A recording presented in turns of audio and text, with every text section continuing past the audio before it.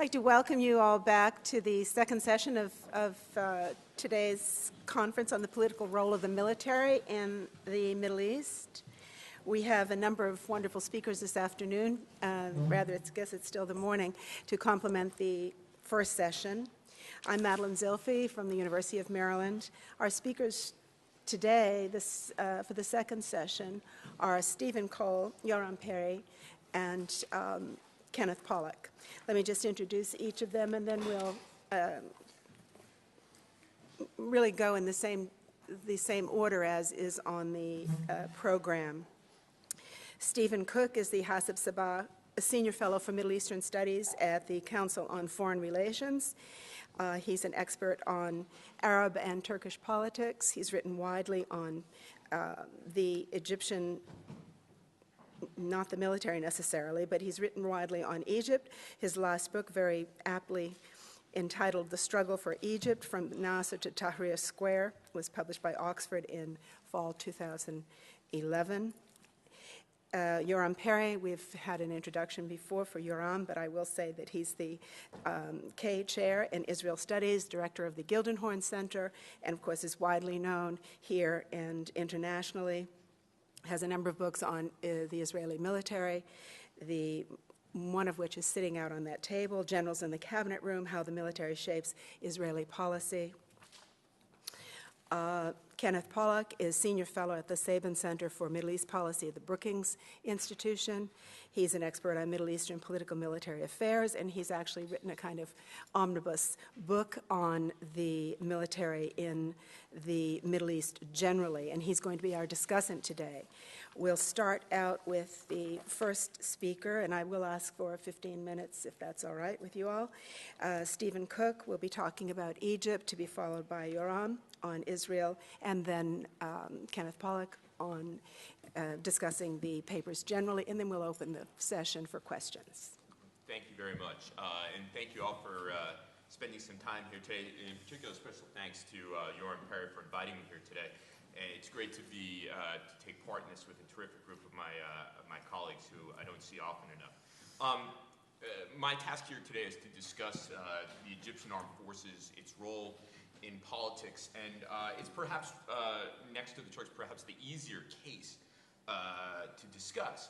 And I think it's important. There's been a tremendous amount of discussion about the Egyptian military since the uprising last January, but I think it's important that we place the role of the Egyptian Armed Forces in a broader historical context. And the easiest way to do that is to point out that the regime that Egyptians rose up against last January and February traces its roots back to the 18 months between the July 1952 Free Officers' coup and March-April 1954, when the Free Officers consolidated their power. In that political maelstrom, in those 18 months, the Free Officers discovered a set of institutions. And when I talk about institutions, I'm talking about rules, laws, decrees, regulations in response to their internal challenges. The Egyptian regime, the official history, official narrative of the Egyptian regime is that the Free Officers came to power and everybody embraced them as essentially liberators. That is actually not the truth. And that the Free Officers came to power with only a vague sense of what they would do, and rather quickly encountered significant resistance to whatever their project might be. Those institutions that the officers discovered were largely authoritarian in nature. They were developed in order to prevent any future challenges to the military and its rule. And they came in the form, early on, revolutionary tribunals, a number of large organizations that were served as large single-party dominant organizations like the Liberation Rally, which became the National Union, which ultimately became the Arab Socialist Union, and part of that, of course, was the Islamic Congress. Subsequent, in the late 1950s, were the emergency laws of 1958, which continue to be a factor in Egyptian politics, and various other decrees, measures, and regulations that were intended to maintain the primacy of the Egyptian armed forces in the political system, and a political system from which the officers were the primary beneficiaries. this worked generally well until, of course, the 1967 defeat, which was not only a military challenge to Nasser and the military, but it was a significant political challenge. Few remember the 1968 uprising, the February 1968 uprising against Nasser.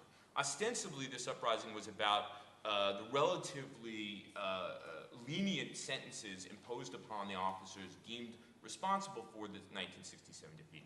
But in fact, it was an uprising against the regime, the basic demand of which was more representative government and social justice. There were calls for demilitarizing Egyptian society, something that couldn't be done as long as the Israelis were sitting on the east bank of the canal.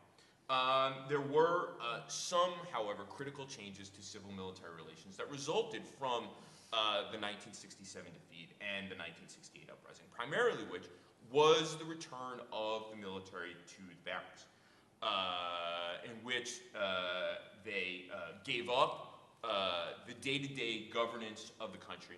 They gave up being directly involved in the politics of the country in favor of something safer for the military as an organization, but that did not nevertheless relinquish their overall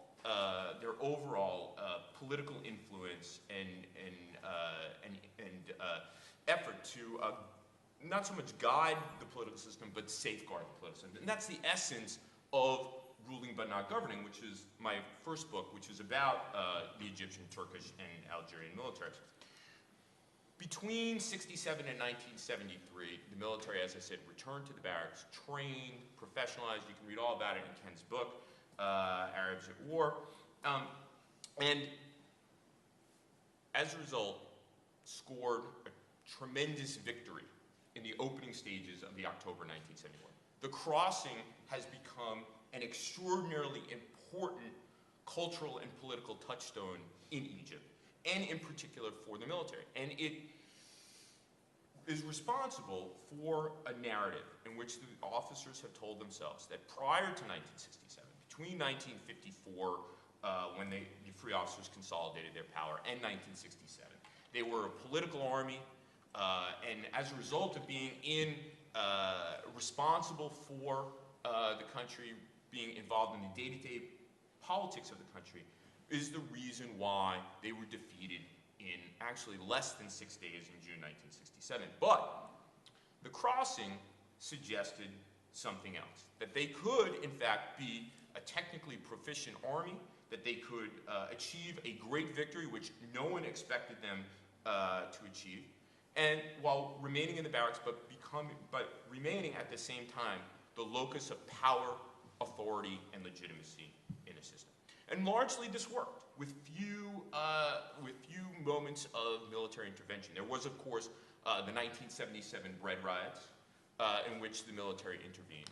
But if you look at that situation carefully, you see the primacy of the military even over the presidency.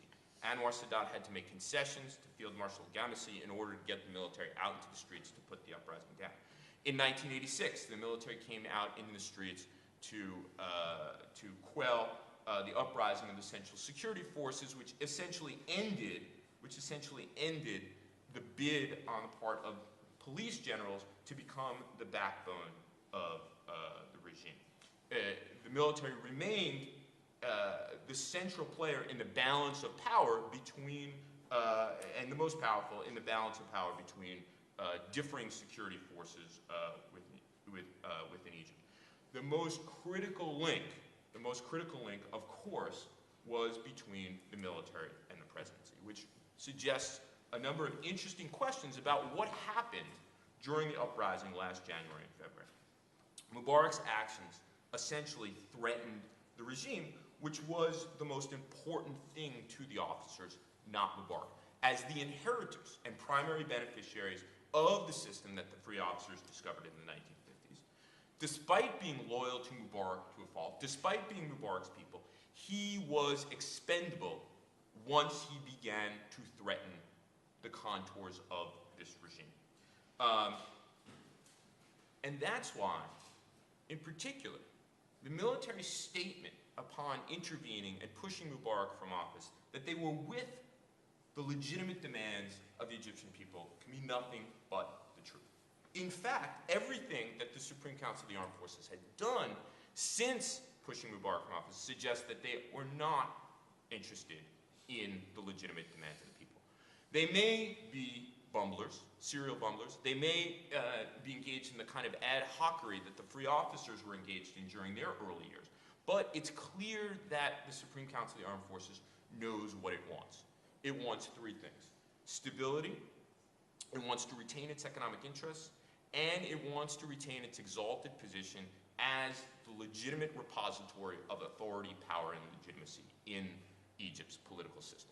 Now, their conception of stability is not a cacophonous, contested political order that one would, uncertain political order that one would find in a more democratic political system. In terms of economics, Henri mentioned it in passing before. The Egyptian Armed Forces controls a vast economic empire. For those of you who have been to Egypt and had the pleasure of consuming Safi spring water, you have contributed to the bottom line of the Egyptian Armed Forces. If your plane was refueled at Cairo Airport in order to go home, you contributed to the bottom line of the Egyptian Armed Forces. If you took some rest and recreation along the Red Sea, you contributed to the bottom line of the Egyptian Armed Forces. A number of years ago, while we were deeply engaged in Iraq, the semi-annual Bright Star exercises were canceled. To the Egyptian opposition, this was a good thing, but to a lot of others, it was a huge bummer, in particular to the Egyptian Armed Forces, because Bright Star, which is the largest combined exercises in the world, Ken, am I right? Largest 14, 16 militaries training in the Egyptian Western Desert, is primarily for the Egyptian Armed Forces a money-making enterprise. These are the kinds of things that in a more democratic system, in which civilians would have a peek at what the military was up to, is something that they could not possibly countenance. Adding to the fact that the inputs, the things that the Egyptian military uses to produce the goods that they do, whether it's shoes, ovens, processed food, are all subsidized by the Egyptian state. And then finally, most importantly, as I said, they want to remain the sole source of legitimacy, authority, and power in the system. The problem with that is that that directly contradicts what many Egyptians at least have said that they want, which is a more democratic system in which the people are the ultimate source of authority and power and legitimacy. There has, I'm sorry that Henri is not on this panel, but there has been a tremendous amount of discussion about Egypt and the Turkish model for Egypt, the old Turkish model, in which a military would play a guardian role in the system. And there is, as Henri pointed out, as I made clear in my first book, Ruling But Not Governing, a wealth of similarities between the Turkish and the Egyptian armed forces. But the Egyptians, despite the fact that they've now translated the Turkish constitution into Arabic so Field Marshal Tantawi can study it, and have discussed the Turkish model with various and sundry experts on Turkish politics, they will be manifestly unable to recreate the type of system that the Turkish military enjoyed during the 1980s and 1990s, primarily for three reasons. One, it presupposes a direct Egyptian military role in writing the new Egyptian constitution, in a way that, although they have their agents and have suggested the contours of the constitution, they the present configuration of Egyptian politics, they're manifestly unable to do. Second, they would need elite support. And while I think it's clear that there are vast numbers of the Egyptian public, that great mythic silent majority that the Egyptian armed forces always talks about, that actually supports the military stewardship of this transition period, they do not have elite support in writing this type of constitution, or elite support for this outsized role for the military. And then third, and I think most important, unlike the Turkish officers, the Egyptian officers don't believe in anything. There is no set of principles that they espouse that is something that is emotionally and materially satisfying for the Egyptian public writ large, that would support them should they feel the need to intervene periodically, as have the Turks over the course of the last 40, 50 years. I think going forward, in terms of civil-military relations, I think we're going to see one quite important struggle, and that is between the Supreme Council of the Armed Forces, or what comes after the Supreme Council of the Armed Forces, perhaps just Field Marshal Tantawi as the Minister of Defense, and a popularly elected parliament. That going into these elections, the SCAF wanted two seemingly mutually incompatible things. They wanted tremendous turnout so that they would feel vindicated that their handling of this transition period was supported by the vast majority of Egyptians, and they wanted a weak parliament.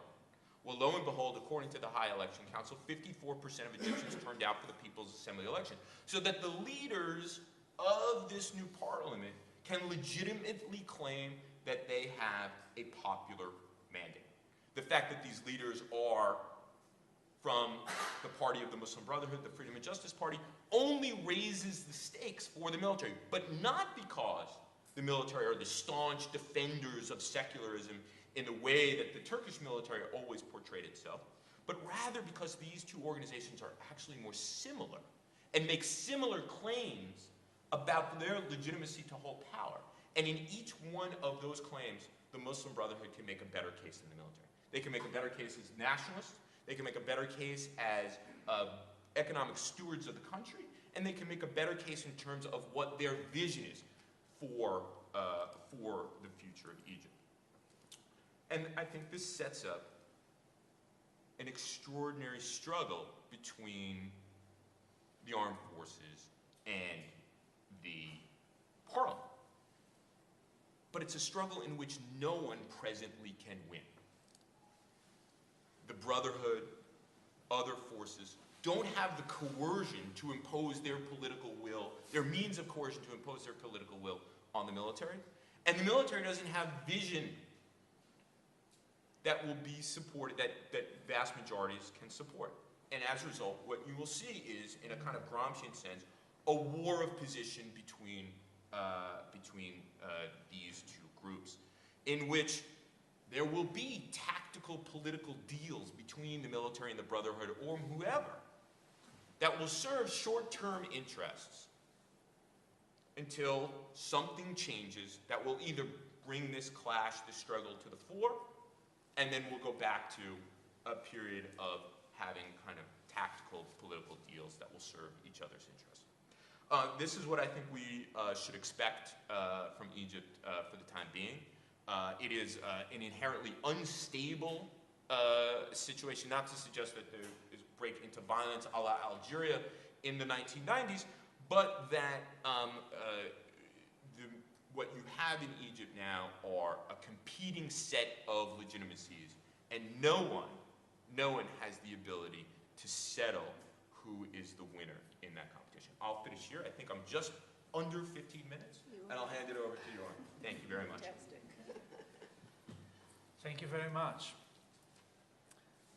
Henri is here. You mentioned the Turkish role, and we really should ask ourselves later on in our conversation whether the Alawites and the military could not use the same way that the Egyptian army did, namely get rid of the president, save themselves by doing that. So you have half an hour to think of it. Ostensibly, one might ask, why is Israel in the picture? After all, we are talking about the Arab states where the military was in power. Israel is a Western democracy, so why do we put Israel in the picture? In all of these states, all these 5 states, and beyond that, other Arab states in the region, the military was always, and it's still, the base or the backbone of the regime. And in Israel is much more similar to the Western European states, Italy, France, Britain, or Norway. But the Israeli case is very interesting and does fit into the general framework of our conversation today. First of all, in very young Israel, only 64 years old, the military was a major factor that helped to achieve independence. And later on was a major organization or institution that was involved with state formation and nation building. Beyond that, the position of Israel or the operation of the Israeli military was very similar two other states, one of them we mentioned today, and the third one we did not, namely two states that are in the periphery of the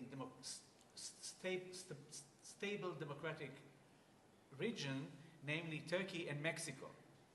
But while in both these states the military had a function in keeping the government or even the party in power, that's the Mexican case, or the regime, the secular and democratic regime, that's the Turkish case, in Israel, the military was very much involved in national politics, particularly security and international affairs, but because of the impact of national security and the centrality of national security, the military had its impact on other issues, even education and economics. So what is fascinating is really to see the unique pattern that has developed in Israel that has two layers. On the surface, it is an instrumental model, namely the regular, usual Western perception that the military is an instrument of the government to execute policies that are determined by the government. And yet, underneath that, there was something more sophisticated, which I describe as a political-military partnership. Elliot Cohen, in his latest book, develops this idea quite nicely. And that is a different perception. We should ask why, but I'll get to that later. But this political-military partnership can be seen in many aspects. The most obvious one is the very large number of former generals in power. You don't have any other democracy where the cabinet has 4 or 5 ex-officers in the highest position, prime minister, defense minister, foreign minister, deputy prime minister. Out of these 4 positions in the last 30 years, you had 2, sometimes even 3 former generals. You don't see that in other societies. But in more sophisticated way, you can find the central position of the military, which is not obvious to the foreign viewer of Israel. For example, the Israeli military intelligence has a monopoly over the international security knowledge. The information that is being brought to the cabinet to discussion is mainly by the military. You don't have a strong civilian arms or institutions that bring forward such an information, neither the Mossad, the security services, definitely not the foreign ministry. So the ministers, they reached a decision in the cabinet meeting, but the information that is brought to them is brought by the military. Indeed, the chief intelligence officer is not the chief intelligence officer of the military, he is the chief intelligence officer of the Israeli cabinet. And he meets the prime minister, even not informing the defense minister or the chief of staff of these meetings. So there is a dialogue between the government, the administration, and the military echelon, which goes beyond the case in other democracies. And therefore, the military has an impact. I'll give you 2 examples. In 1956, the Sinai campaign, Israel won over the Egyptians, took over the Sinai Peninsula. A year later, the Prime Minister Ben-Gurion decided to withdraw from Sinai. The Chief of Staff, Moshe Dayan, was very much against it. He wasn't only against it, he didn't only present his position within the military or his discussions with the cabinet, he asked the Prime Minister to appear before the leading party, Mapai, or the Labour Party, caucus parliamentary group, and to express his position. And he came with the civilian clause to the meeting of that parliamentary group and presented forward a position which was totally against the position of the Prime Minister and the Defense Minister. It was seen as a natural thing. And they decided that they would support the Prime Minister and not him. So you see a different kind of relationship. You won't hear that in France or in Britain or in Sweden. 1986, the opposite happened. In 1957, the Chief of Staff was against withdrawal from Sinai. In 1986, 3 years after the war in Lebanon, the commander of the Israeli military wanted very much to withdraw from Lebanon. He advocated that for more than a year. All the highest, the top leadership of the military did a huge campaign on newspapers that Israel should withdraw from Lebanon.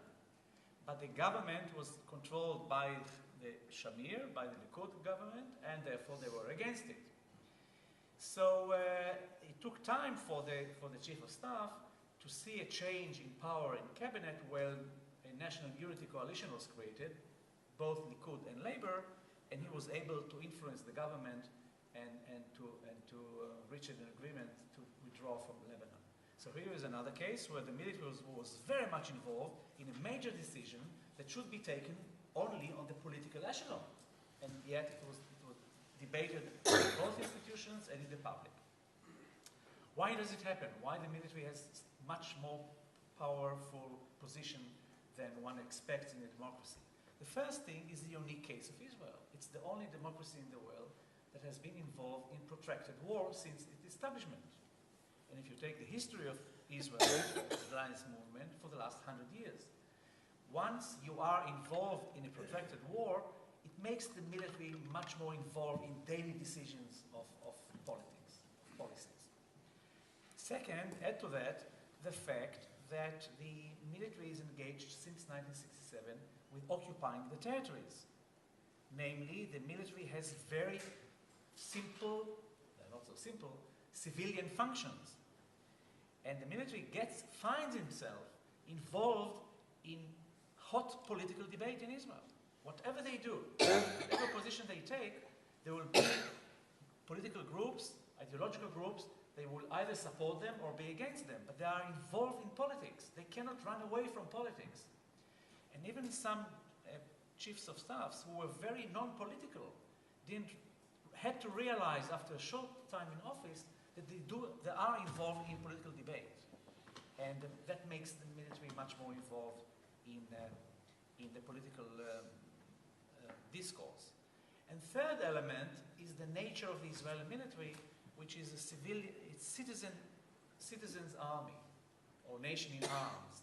The fact that every Israeli goes to the military for 3 years, or if it's women for 2 years, and there are no integral boundaries between the military on one hand and the civilian society, makes the Israeli military involved in every issue that is related to any aspect of life in Israel.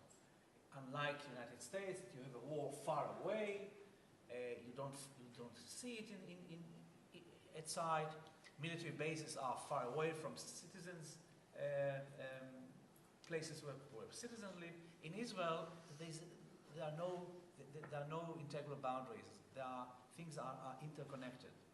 And therefore, that helps as well to put the military more deeply into the political arena and to be involved in politics.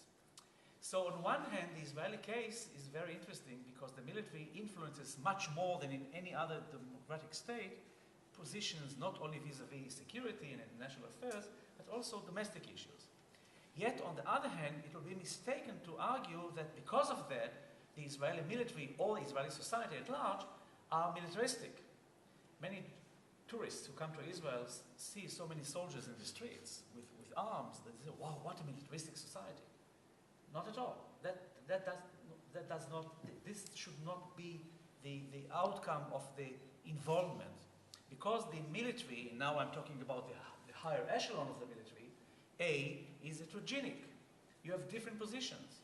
On every issue, you have positions from the left to the right. And if you look at the generals who joined the political parties, they joined extreme left. The most extreme left parties in Israel were led by officers, and the most extreme right parties. So it is a heterogenic structure. The military is not ideological. It's very pragmatic. It approaches the issues in a very pragmatic way, and therefore they can change their position. And they are not bound by religious or ideological position. In fact, many of the leaders of the peace camp in Israel are former generals.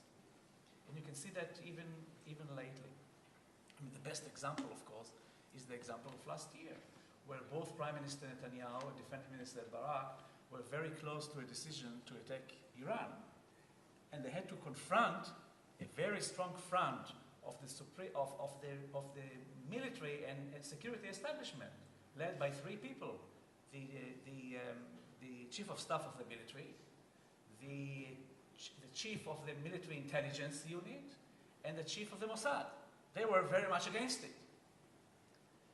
Who knows what would have happened a year ago had these three people were not standing very firmly against the Prime Minister and the Defense Minister. So on one hand, you do see a major impact. On the other hand, this does not go to a certain position, to a hawkish or militant hardline position, but really varies. And it depends on the issue, the topic, the personalities, the relations, particularly the relations between these political-military partnership. You have politicians and generals who have the same perception vis-à-vis other politicians and other generals who have other positions, and the balance of power between these two coalitions change from time to time. The only thing that might change in the near future, I don't give it a high probability, but people talk about it, is the growing number of Orthodox officers within the military. In the last 15 years, the religious national movement in Israel have decided to embark on a strategy to increase their position, their power in Israeli society. So they send their kids to the military, they send the young people to the media. Now they are trying to send their young people to the police as well. And indeed, both in the media and the military, the representatives of that particular community is climbing up, is growing. Whether this will change the nature of the military from a secular, non-political, non-ideological, pragmatic to different, I'm not sure. You can see that already in the very lower echelons of the military establishment. Whether it will continue, it will take time. You need at least 10 years, if not more, for these people to climb up. Second, whether these people will climb up without changing their orientation, I wonder. I think that only few of them will climb up. But this is a question that can be discussed because it will take time and we don't know the answer. Thank you.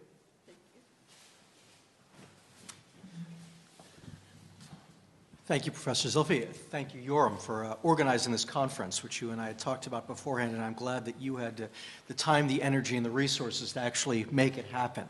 It's great to be here. My role is the discussant's role, and I see my job in that role as being twofold. First, it's to provoke. It's to provoke all of you to try to think a little bit harder and a little bit more differently about this subject. It is to provoke perhaps a conversation where we can talk among all the different ideas that have been proposed. And it is also to try to bring together some different strands that have been out here and try to impose some degree of generalization on the various things that have been put out here.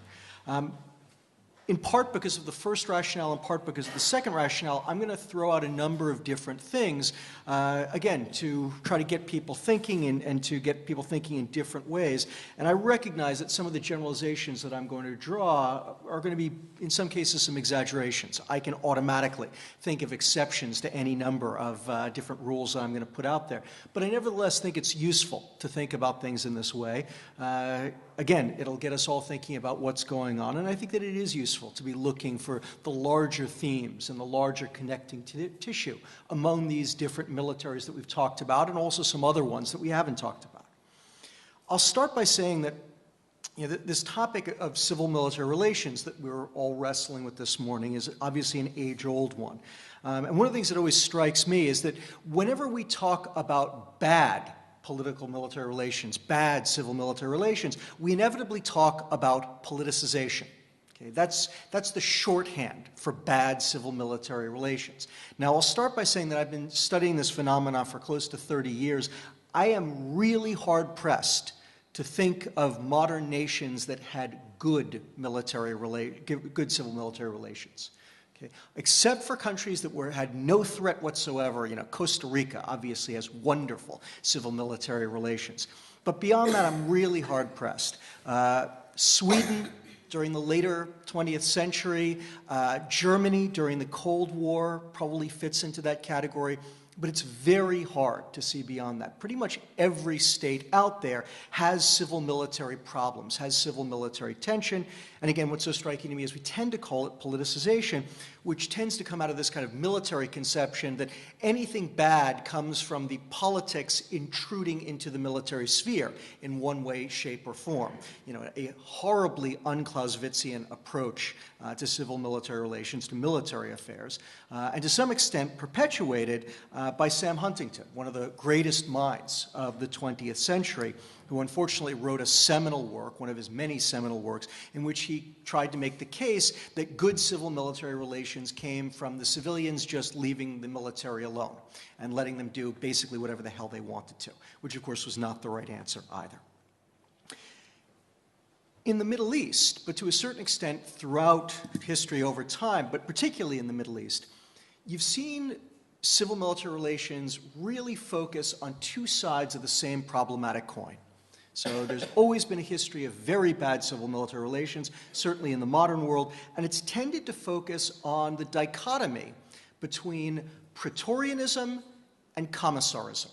Praetorianism, of course, is when the military takes over the politics, plays an undue role in the political affairs of the country, Commissarism being the opposite, when the civilian leadership plays an undue role in military affairs, largely to try to control the military, to try to prevent it from taking political power. A phenomena that Jim Quinlivan many years ago called coup-proofing, but it lacks the parallelism between Praetorianism and Commissarism, so I think it's a better way to think about things. And in the Middle East, for many years after decolonization, the real problem out there, the big phenomenon, was Praetorianism. You had lots of militaries controlling their governments. But what you saw in the last 30 years was a complete flip. Okay? A whole variety of different groups came to power, many of the military officers, others aided, enabled by the military, who then realized, I don't want to be the next victim of the next coup. And so I got to find a way to stop it. That's where the Commissarism came in. They politicized their militaries so heavily that they basically emasculated them, crippled them, made it so they really couldn't take power in another coup. And most of those governments faced repeated coups and just defeated them systematically. And it's why between about 1969 and 2011, you had very, very few military coups in the Middle East, because all of these leaders learned how you control your military in such a way that you make it almost impossible for them to move against you. So the original problem was really Praetorianism. That gave way to an equally great problem with Commissarism. What we're seeing in the Middle East, the political transitions that have now opened up largely as a result of the Arab Spring, but obviously not entirely because of them, have put these problems back front and center on the Middle Eastern stage. And I think that the tension between Praetorianism and Commissarism is starting to be played out anew all across the region. Okay. You can look at, and again, some of these fit much better than others, but Henri's points about Turkey and the struggle between the civilian leadership led by the AK Party and their military. Egypt, as Stephen talked about, the struggle between the SCAF and the civilians trying to come to power now, and trying to carve out exactly what the military's role in society is. And on the one hand, the SCAF doesn't really want to be in control, but they also do really want to be in control. And there are certain elements, that Stephen talked about, of politics that the military has made it clear they do want to be able to have a say in. And this issue of the Turkish model and how it applies to Egypt is really another way of talking about this struggle as to whether it's going to be a Praetorian system or a commissar system, or perhaps even a system of better civil-military relations.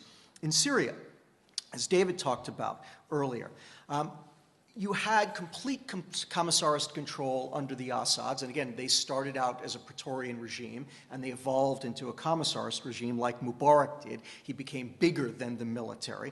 But if Assad wins, you will have a return to Praetorianism in Syria. And if Assad loses, Who knows what you're going to get? But in that case, you're going to get a situation very much like Libya, where we have a transitional government that is struggling to gain control over its military forces. And whether it's going to be dominated by the political side, the civilian side, whether it's going to be dominated by the military side is very much up for grabs. In Iran, the emergence of the Green Movement in 2009 created a rift within the government and brought the IRGC, one of the military, perhaps the preeminent military organization in Iran, to much greater prominence and much greater control than it had exercised in the past. Even if it is underneath Khamenei, and there's a lot of debate about who has the upper hand, but I think the weight of expertise believes that Khamenei still holds the upper hand, but his power is exercised very much through the IRGC, and the IRGC now has a much greater impact on policymaking in Iran than it once did. Iraq, you have in some ways the opposite. In Iraq, you're now seeing the return of commissarism in its most virulent form. What's interesting to me about Iraq was that the United States spent 8 years trying to build a new Arab military. We went in there, we invested hundreds of billions of dollars, we hand-picked personnel, we vetted them, we moved them up the chain of command to make sure that the best, the least political, the most professional would get ahead, that there wouldn't be politicized appointments and promotions based on loyalty. We created a command structure that was probably the least politicized, the most professional that the Arab states had ever seen. And, of course, within months, the Maliki government, and this is not unique to Maliki, I suspect that any of the Iraqi leadership would have probably done the same. But since our departure, the Maliki leadership has been moving very quickly to completely tear this apart. Okay? Making appointments down to battalion level, replacing hundreds of military commanders all across Iraq to make sure that it's their people, their loyalists who are in charge of these units, not the best and brightest and least political ones that we had chosen. Okay? And so all across the region, I think that you're seeing this struggle between Praetorianism and Commissarism playing out again. A struggle that had basically been won by the commissarists up until 2011. Again, that's not necessarily a good thing. Commissarism is just as bad as Praetorianism, just bad in different ways. But I think this struggle has been reopened by these political transitions. And I think a lot of what we're hearing today is about this tension. And I think it's something that we need to watch for moving forward.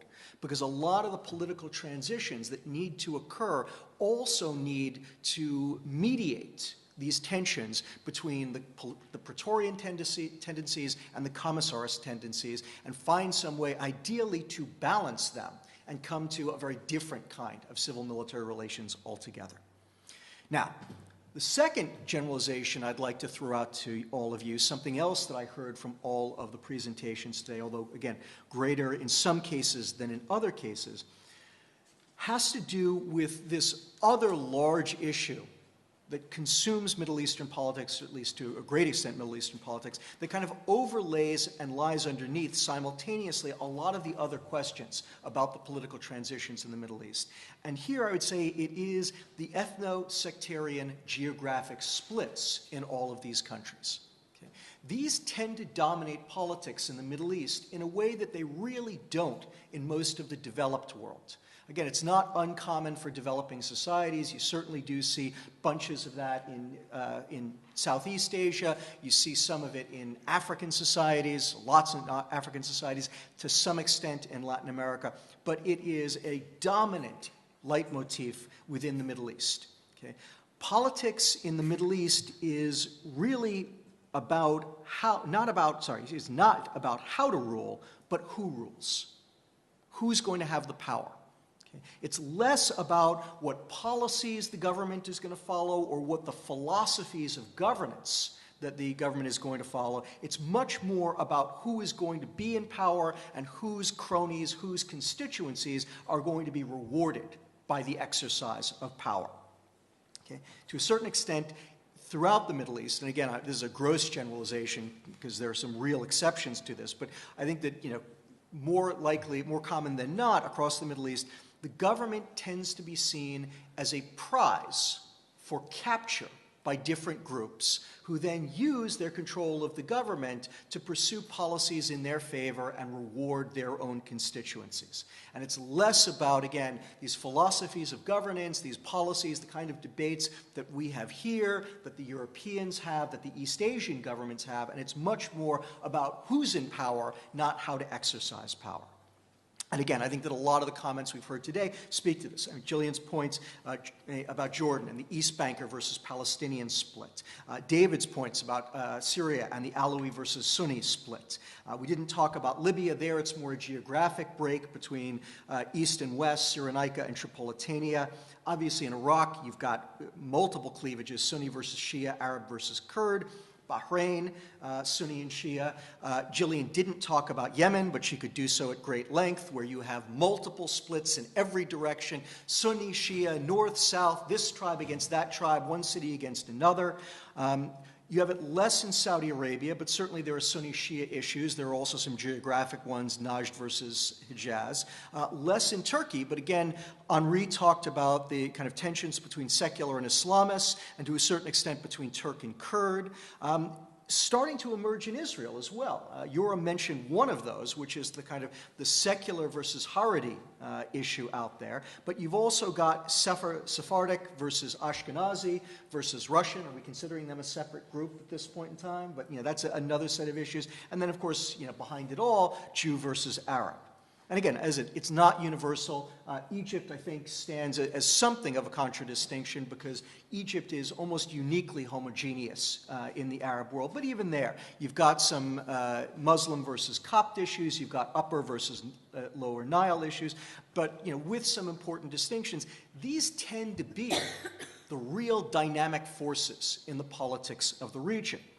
And of course, there is an interactive effect between that first set of tensions, the poor civil-military relations, and the question of whether they're going to be bad by being too Praetorian or bad by being too commissarist, and these issues of kind of identity politics, or however you want to describe it, in the Middle East. So you can certainly have the case, it's easy to imagine situations where, because you have these very deep ethno-sectarian geographic cleavages, it leads to the worst forms of civil-military relations. So one group, typically, and again, in my mind, your talk about the Orthodox trying to infiltrate the IDF, in my mind, that raises all kinds of parallels with earlier moments in Arab history where the Alawis tried to infiltrate the Syrian military. And the Kurds, for a period of time, were trying to infiltrate the Iraqi military to gain power, initially to protect themselves, later to actually exercise power themselves. But you can certainly imagine circumstances where a group uses their role, sometimes an outsized role in the military, to take power. And then once they have taken power, they use that control over the military to try to ensure that nobody else gets power, reward their own cronies, make sure that they get all the goodies, and then prevent anyone else from doing so by imposing commissarist controls all across the military. But it's also the case that you can imagine situations where bad civil-military relations can further exacerbate these ethno-sectarian geographic problems. Here, Libya and potentially Syria both demonstrate this set of problems. I mean, again, in the case of Libya under Gaddafi, Gaddafi takes power. He is a Tripolitanian. He takes power away from a Cyrenaican elite, which had been ruling the country, put there by the British, and he immediately imposes a commissarist politicization of the military and excludes the Cyrenaicans from power altogether. Okay? And for 40 years, he runs Libya mostly to the benefit of his community, very fearful of the Cyrenaicans, which of course then feeds into 2011, so that when all of a sudden you've got lots of people unhappy about what's going on and willing to take to the streets, you get a lot of the old Cyrenaican tribes jumping on board because they want to take power back.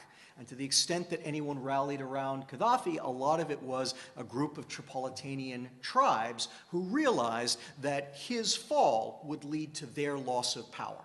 And of course, the same thing David talked about with Syria, where the Alawis are rallying around Bashar al-Assad, and I have no idea what the Alawis think of Bashar, but I can imagine that a number of them think that he's a complete idiot because he has run this counter-revolution about as badly as it's possible to imagine it being run. But nevertheless, they feel compelled to stand behind him because of their fear of this loss of power. And this desire to hold on to power further exacerbates the problems, and again, in particular, in Libya and Syria in prior decades, prior generations, I would argue that the problems between Tripolitanian and Cyrenaican, between Alawi and Sunni, were greatly exacerbated by the fact that the regime in power was running a very nasty commissarist system, which simply exacerbated those problems, which made it painfully clear to anyone from the wrong group, from Cyrenaica, from the Sunni community, that they weren't going to get to be in power, that they weren't going to be able to share power. It's why the desire to integrate these militaries is so important, and it's also why, for that reason, what happened in Iraq, again, is so problematic. I mean, again, you can look at what happened in Iraq in 2008, 2009, when the United States was making its greatest progress in Iraq. It was also the time when you had the greatest integration of the Iraqi armed forces. Okay? There were roughly 10% of the Iraqi military were Sunnis, roughly 15 to 20% were Sunnis, about 10% were Kurds. You had a very heavily integrated military. A lot of the units themselves were being integrated, and I don't think it's surprising that this went hand in hand with Iraq's greatest democratic progress and the greatest number of concessions and mediated agreements between the different factions. And again, I'm not suggesting one caused the other. I think that it was an iterative process. It was a benevolent cycle. And of course, I don't think that it's surprising that since you've seen Maliki come into power and undo all of the integration of the military, that has helped to exacerbate these ethno-sectarian geographic splits within Iraq. And so it's why you want to move in this direction. It's also why it's very, very hard. Last point. As part of the political transition in the Middle East and stemming from these underlying sets of problems in civil-military relations that I've already talked about, the last thing that I think that we just need to have on our radar screen, and we haven't really talked about it today because it doesn't fit neatly within any of the particular militaries that we talked about today, but needs to be on all of our radar screens, is the emergence of, for lack of a better, extra-statal militaries, militaries that exist beyond the state. Because the Arab Spring is creating the potential for new civil wars. Within civil wars, you get all kinds of groups arming themselves, and once they arm themselves, it becomes very hard to disarm them, as we all know. And here, Hezbollah is the example par excellence. But it is, again, a problem that I think we're seeing manifest all across the region, and it could become a more and more common one moving forward. And it has ramifications both for civil-military relations and for these ethno-sectarian geographic splits, which are related to them, lie behind them, parallel to them, however you want to put it, all of which needs to get resolved. Hezbollah is out there. In Iraq, we have both the Peshmerga and Jaish al-Mahdi, and now a whole bunch of other groups, Sabbagh al-Haq, Kataib Hezbollah, you name it. Hamas potentially could fall into the same category. They're not really the military arm of the Palestinian Authority. They're something different. They are apart from the military of the PA, although Hamas would no doubt say, no, the PA security forces are just a Fatah militia, and so it's just two militias. We don't know what's going to happen with the Libyan militias. We don't know if they are actually going to disarm all of them, how many will be integrated into a new Libyan military, and how many will be able to preserve their status outside it. And the same thing for Yemen, where God only knows what's going to happen with all of the different armed groups in Yemen. But I think that this is potentially a phenomena which is going to grow over the course of time because of the potential for state breakdown and civil war in so many of these societies across the Middle East as a result of the kind of seismic changes of the Arab Spring. Thank you.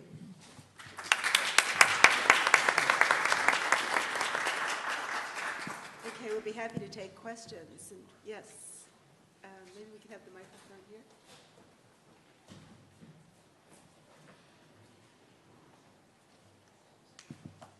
Thank you. I have two questions, one on Israel and on Egypt. On Egypt first. Do you see a situation evolving where there is a kind of division of labor between the military and parliament within an informal checks and balances, say that defense policies, foreign policy, part of internal security would be handled preeminently by the military and the rest, domestic and other issues, by parliament? And I mean, do you see that as a kind of modus vivendi that could develop in the future?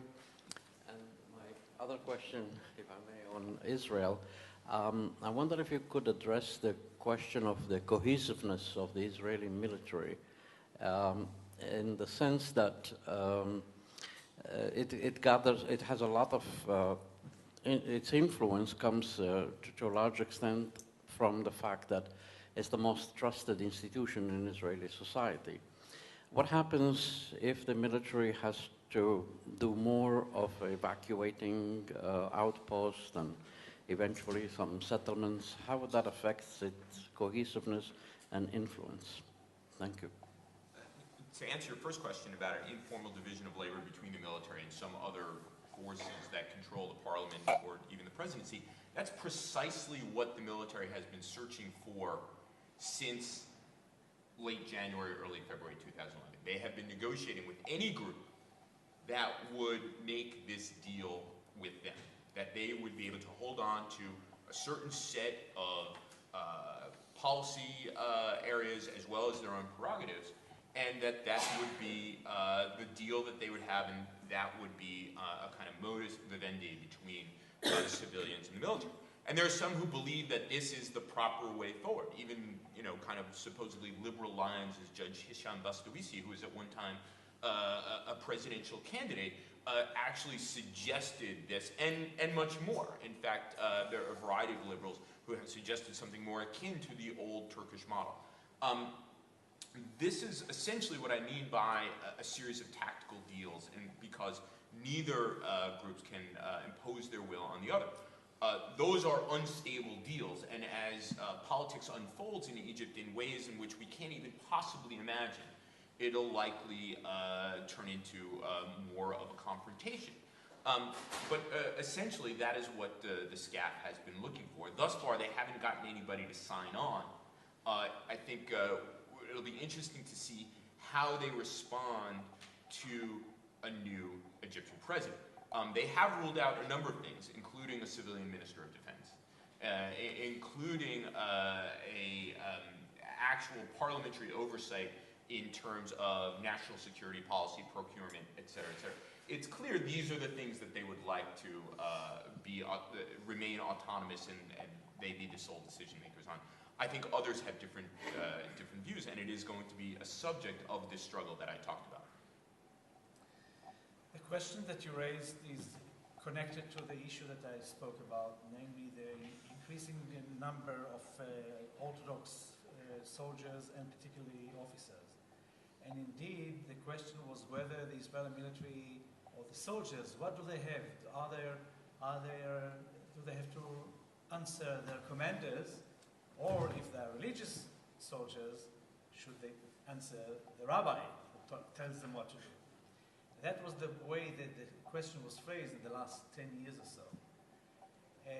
People tend to exaggerate that. I think that the majority of the Israeli soldiers and officers will keep the tradition of having one channel or one line of command and not two. And you could see that when Israel withdrew from Gaza. There was a strong opposition against the withdrawal from Gaza. And some soldiers and units were not happy with it, but there were very few cases where it reached military court or whatever. And this is because I think the very unique way that Israel solves the problem of being a democracy and yet still being in prolonged war.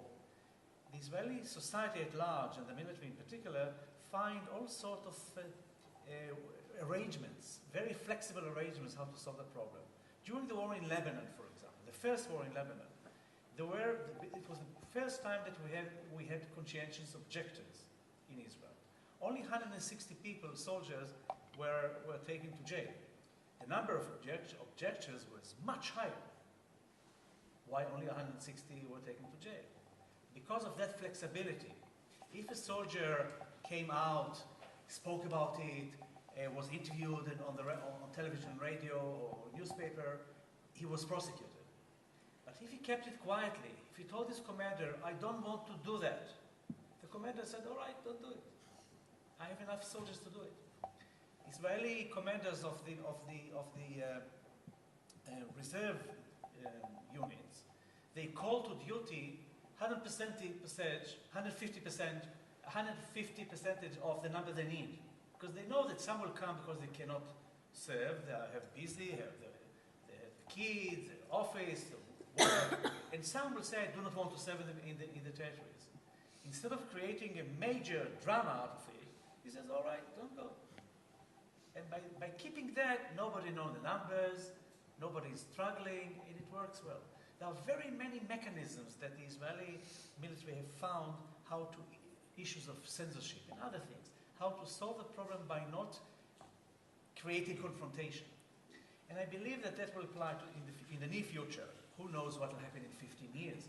But if the Israeli military is being asked in the next 10 years or 7 years to evacuate the West Bank, there will be some clashes. There will be some people who will be against it. But I don't see a civil war. I don't see defection of major units or major officers in high position that will be against it.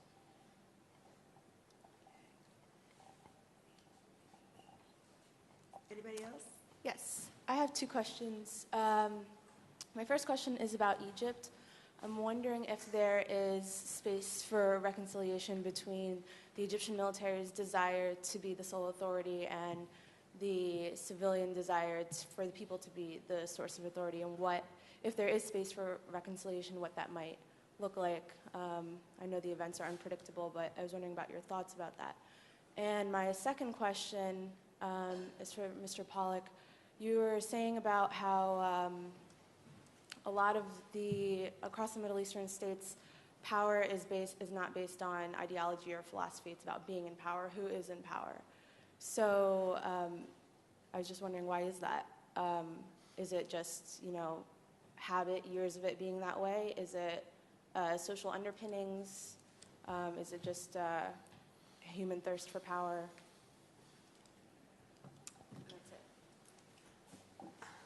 That's it. If I was Egyptian, I'd still be on the streets, because I would not trust the military to hand power over to civilians and oversee the development of democratic Egypt. That is because they are and remain committed to a political system that was founded in the 1950s, and that is largely illegitimate, but from which they continue to benefit. And I think the way you have to think about this is the competing legitimacies between an armed forces which has a particular narrative about their role in Egyptian studies. Sons of the Revolution, had saved the country from imperialism and foreign occupation at numerous times, vindicated itself in the great, the crossing of 1973, has been a backbone of stability and prosperity and so on and so on and so on and so on and so forth. Versus a particular kind of legitimacy that is espoused by the Muslim Brotherhood. I talked about the fact that they have a deeply emotionally and materially satisfying vision for Egyptian society versus the revolutionaries who have a different sense of legitimacy. So how one satisfies all of these things in a way that makes the military feel comfortable relinquishing that claim to be the source of legitimacy and power and authority in the system is going to be very difficult. They certainly can cohabitate with civilians, as long as those civilians cut that deal that they have been looking for. But again, though, that deal is not one that is likely to remain over a long period of time. I think what's very interesting in this period that we're entering, in which the Egyptians are now going to write a constitution, is that there's an opportunity in a relatively freer political environment to debate all kinds of important issues that have been debated before but never really as out and open as they can now. and that they can build these things into a new constitution. That's the optimistic view, that they can answer questions about what kind of society they want, what kind of government they want, the relationship between religion and state, what Egypt actually stands for. Those things at this point are not likely to privilege the military going forward. And that's why I think that they will continue to resist these other legitimacies, and you'll continue to have this struggle between officers and other elements within the political system. I'll just say that your question is a great one, especially to be asked at the University of Maryland, because it's something that political scientists have been wrestling with for decades, if not centuries. I mean, this question of, why is it that different groups treat governance as, again, about who exercises power rather than how to exercise power is an enormous issue.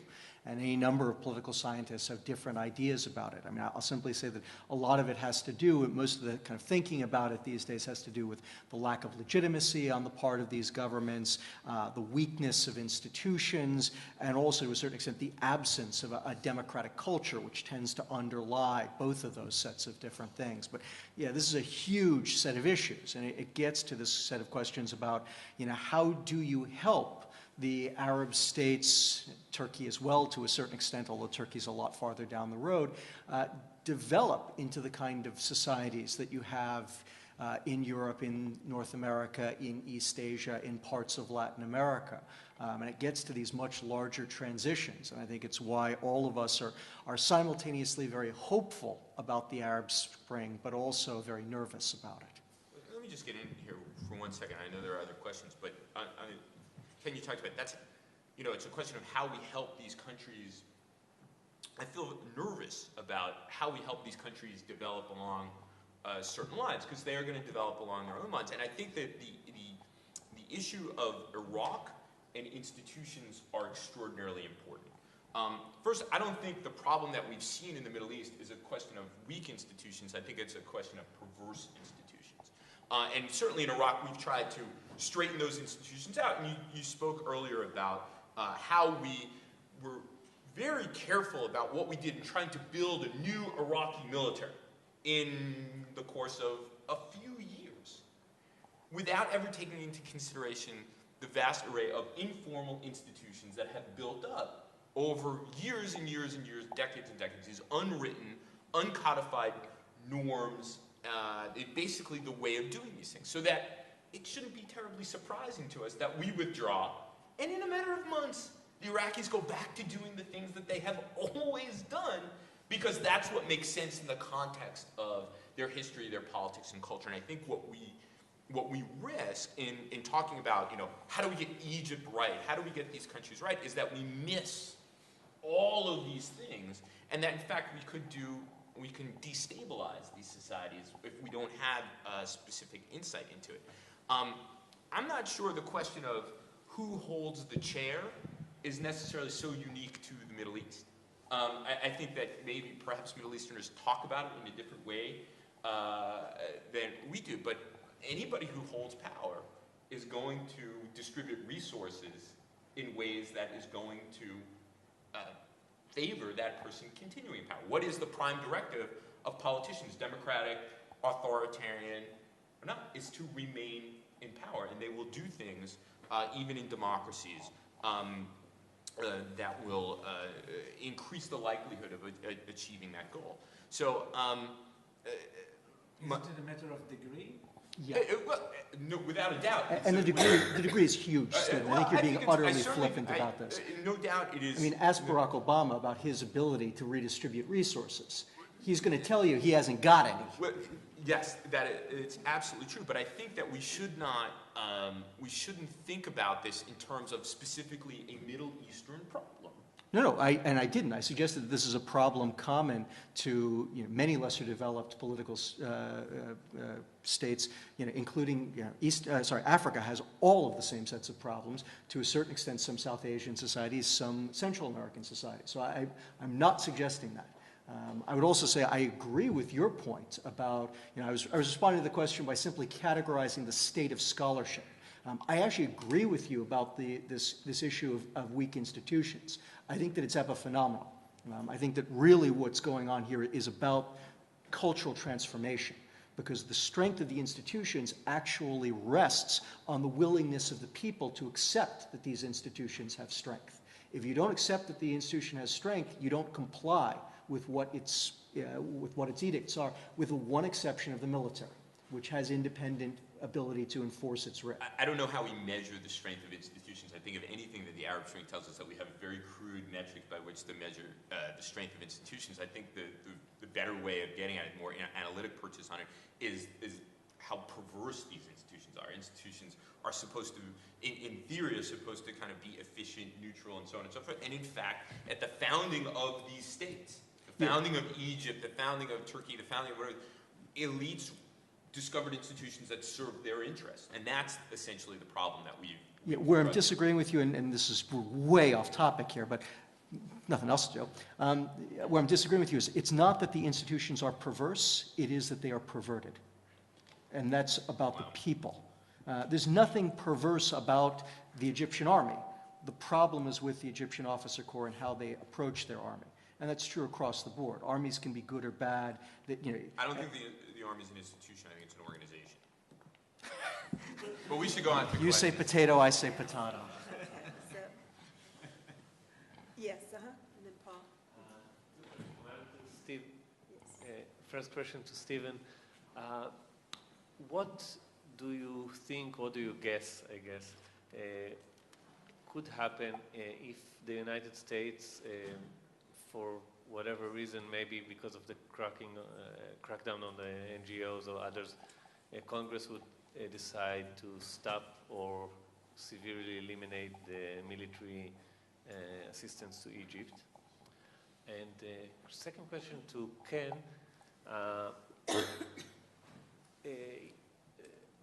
about the implications of this emergence of the extra-statal militias. So if the Middle East is going through this kind of process of Lebanonization, in a sense, what do you see could be the implications for international relations in the Middle East? How this kind of existence of different militias that are not controlled by the central authority would affect cross-border relations between different states in the Middle East? The A question is it's a terrific question. The $1.3 billion that the United States annually allocates to the Egyptian armed forces is the same $1.3 billion that we've been allocating to the Egyptian armed forces on an annual basis since 1983. If you do the math, that's worth probably 40 or 50% of what it once was. And most of that money has to be spent within the United States with contracts and so on. And of course, it costs more money these days to buy an airplane or a tank or whatever than it once did. So it's not the 1.3 billion that everybody thinks, which is, it's still a significant amount of money.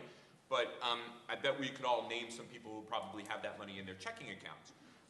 So for that reason, I think that our leverage over the Egyptian armed forces is largely overblown or half-baked. I think if you look at what we have said and done about the Egyptian armed forces, just since the uprising, we've never been able to actually modify their behavior by threatening the aid and so on and so forth. And in fact, we don't want to cut the aid because this is the way members of Congress perceive their ability to actually modify the behavior of the Egyptian armed forces, despite all the evidence to the contrary that the aid doesn't actually modify the behavior of the Egyptian armed forces. I think it's a wise idea, actually, to wind down the economic support funds, and I think it's time we change the way in which we did business with the Egyptian armed forces. So, if we want fast transit through the Suez Canal, we should pay for it. If we want our airplanes refueled, we should pay for it. We should come to an agreement with the Egyptians, how much these things cost, take it out of the foreign operations appropriation and put it in the defense authorization. That way, we can continue to do the things. And after all, what is so important about Egypt at this point? I mean, this was a relationship that was built in the 1970s to help prevent further Soviet encroachment in the region. Soviets no longer exist. For Arab-Israeli peace, that peace is institutionalized, although there are questions about what will happen to the treaty. There was action by the Egyptian parliament calling for a change in the gas deal or a cancellation of the gas deal, and for Egypt to be a launch point in the event there's a crisis in the Gulf. Well, now we have bases in the Gulf. What is most important is the Suez Canal and a variety of other things that are part of the logistical tail of our military operations, which is essentially winding down anyway. So we should change the way in which we do business by a pay-as-you-go kind of situation. I think that this is better for both countries. It's better for the relationship over the long term.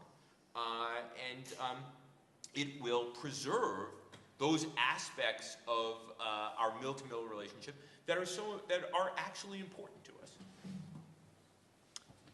I think this question about the extraterritorial militaries is an important one because it gets to a wider problem, which is that what the Arab Spring has done is it has put internal politics across the Arab world front and center. And the first point I'd make here is that I think the United States always followed a very dangerous false approach to the Middle East, which was that somehow the internal politics of the region were unimportant. I think it was always a mistake. And I hope that the Arab Spring has made clear just how unrealistic and dangerous that whole approach to the region was. But I think that in particular, everyone is now going to have to pay far more attention to the internal politics than they did before, in part because the states have broken wide open. They haven't put themselves together again.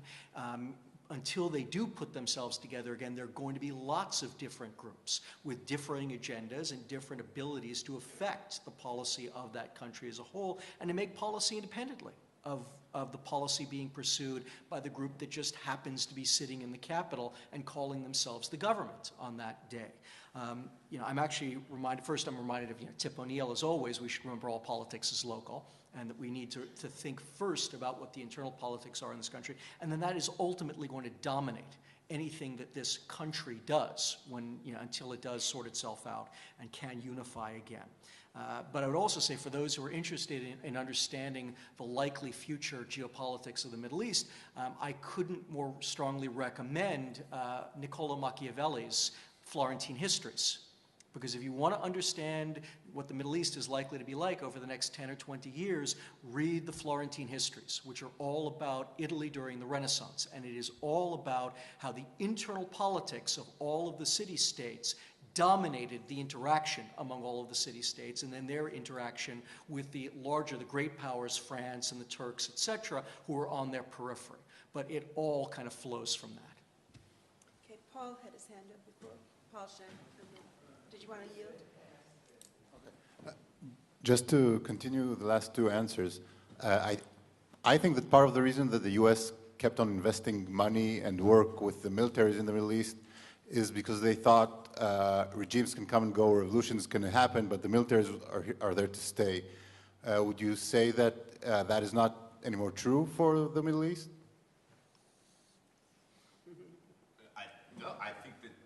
I think we invested in the militaries in the Middle East for not necessarily that reason. I think we had a variety of other reasons for investing in the military, but certainly in Egypt's case, leaders have come and gone, but the military remains there and remains committed to the regime that was founded in the 1950s. But I don't think that was the policy of the United States. I think we saw a strategic benefit of the military-military relationship.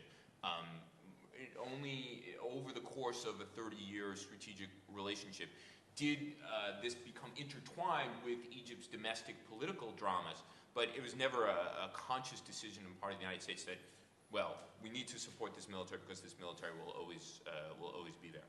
But don't you think that if the military has not been as it is today in Egypt, the position of the Muslim Brotherhood would have been much more anti-West and anti-Israel as it is today, when they have to take into consideration the major other power, namely the military? I don't see it that way at all.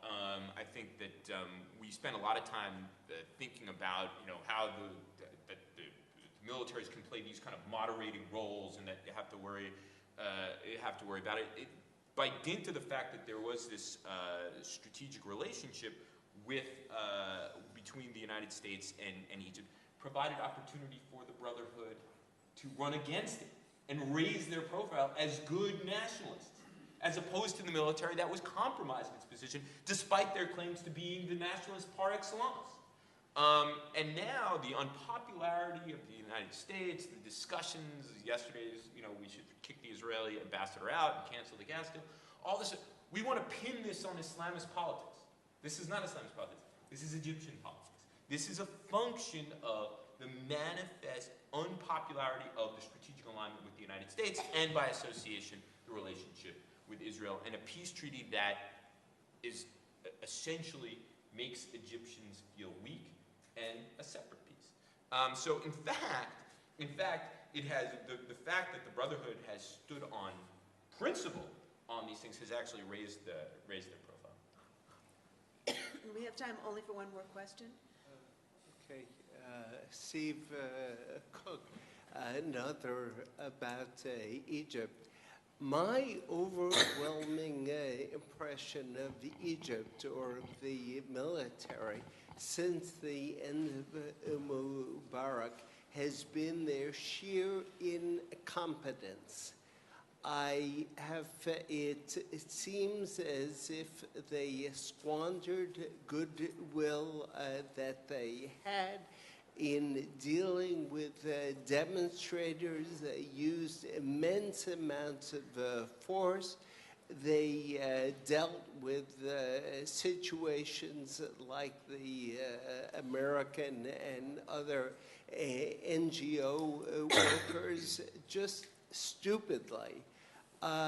Do you agree, and do you think it's just that they have no idea how to run a government, or is there some method or reason behind this?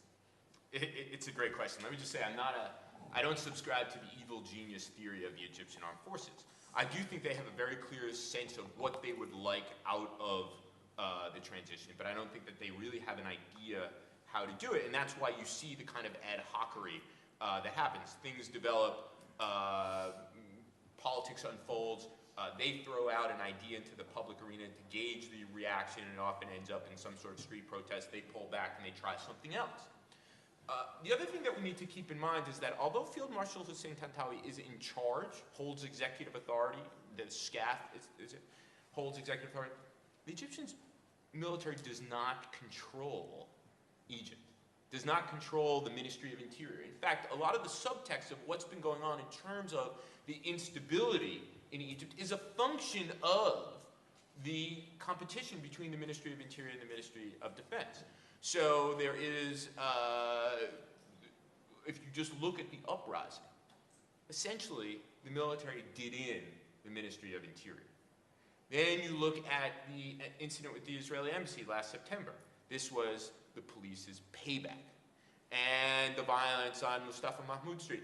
These are back and forth. Now the military would do itself a favor by essentially bulldozing the Ministry of Interior. But they need them because for 43 years, they haven't been involved in politics. They haven't been involved in keeping Egypt's streets quiet. In fact, they look down on policing. They see this as the kind of the job of knuckle draggers rather than noble military officers. And they're concerned about where all the guns are. The kind of falul notion that the Muslim Brotherhood took all the guns from the police stations is ridiculous. They're still in the hands of the Ministry of Interior. And then it's also so that they don't control, and they have very limited means of actually communicating with other ministries. It's almost done as if, it was in the 1960s and 1970s. Senior officers certainly don't use email, and the ones that do rarely respond. I can tell you from my own experience. The other thing I think or don't respond to me. The other thing that's important, I think, to keep in mind is that that narrative about 67 versus 73 is extraordinarily important. In 67, Egypt suffered its worst, most humiliating defeat. 1973 was modern Egypt's greatest military achievement. Nobody could have believed that the Egyptian armed forces would successfully scale the Bar-Lev line and keep a toehold in Sinai and force the Israelis essentially to negotiate over the course of however many years. That that is extraordinarily important, and that's why they want to rule, but they don't want to govern. They don't want to have anything whatsoever to do with economic policy, agricultural policy, all those things that they at one time were involved in that led to their greatest humiliation.